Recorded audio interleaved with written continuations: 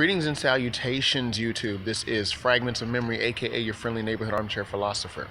Now, I know that on the YouTube black sector, the so-called black sector, there has been a interesting response to one YouTuber by the name of Chrissy of the Divine Dark Skin magazine network, or whatever the case might be, on how the so-called educated lames weren't asserting themselves and promoting themselves, and of course all that entails. Now, here's how I feel about it. I used to be one of those guys that was like, "Oh, this chick deals with them thug dudes," but here's the view I take now as I get older. You can date, marry, or have sex with whomever you wish because, one, attraction is not logical. So, regardless of all the logical reasons we're supposed to have to not or do something with somebody, goes out the window when it talks about attraction. But like anything else, there are consequences for who you decide to deal with.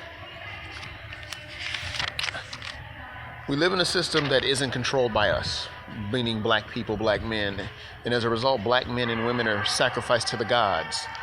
We have sort of become the casualties in the global turf war, in a sense where every other group can get a foothold, a toe hold, and an arm hold, and a leg lock, and everything else, but we don't get that same consideration. And of course, I would then propose the question, how can you promote something in a vacuum? There's a lot of people talking in here, pardon me. So how can you promote something in a vacuum? You know, we're like, we've never seen ourselves promoted. We don't know that it can be done, or we think it can be done, or whatever the case might be, but it is what it is. I think my point of resentment, though, has been with black women is the very women who chose the so-called thug, the so-called degenerate, were then the same women who would turn around and complain about said degenerate men. Simultaneously, those same women were raising their sons to not be that way, but to be morally upright, to be the nice guy, etc., etc. So as the women were complaining and screaming at the top of their lungs about there being no good men around, while still being attracted to, again, attraction has no logic, but they were being attracted to the very men that they were condemning. And then, of course, raising their sons not to be. So that was something that I found interesting. And I've said this in a video, and I know that Sergeant Willie P has even brought this up, and this is a very good point. And I think even Styles of Nut War TV brought this point up. He said, black men are sold the black man's fairy tale.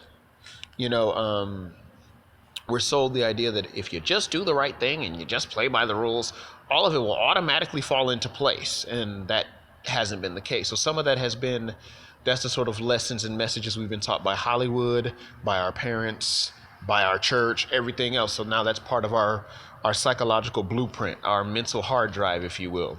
So that's something that is there. There are just so many levels, facets, and layers to this thing too when it comes to the black collective, black community. I also think when some of the anger or some of the resentment that's directed at black women is sort of like everyone wants to do their dirt, whatever their dirt might be, and in this case it might be rolling around with Ray Ray and Pookie, as that phrase goes. But nobody wants to be stigmatized for it. Nobody wants to be condemned. Everybody wants to do whatever they want to do, but nobody wants to be chastised, and that goes for both men and women as well. We live in a society where even the villain can become a martyr. So in this sense, we know this person acted villainously, but they can twist the narrative and suddenly become the martyr who's dying for a righteous cause. And as we know, people judge other people the whole time. But I'm saying all of this just to say that, you know what, she's made a very good point that, yeah, the so-called educated men have not built up anything or made themselves the standards, but at the same time, where was the startup capital going to come from? Where was the promotion going to come from? We can promote self all day long, but will that necessarily guarantee him getting the validation from the promotion that he did from promoting? It's all a jumble, but that was just something that I thought was interesting. Like, yeah, there were really good points she made, but we do have to think about racism, white supremacy. We do have to think about the narrative that the young boys get that are nerdy, and of course,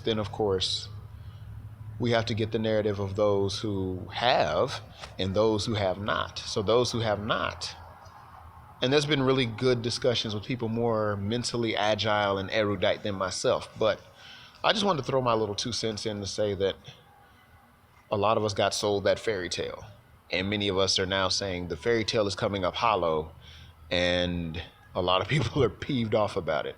Well, that's just my 2 cents. Let me know what you think in the comment section. Peace.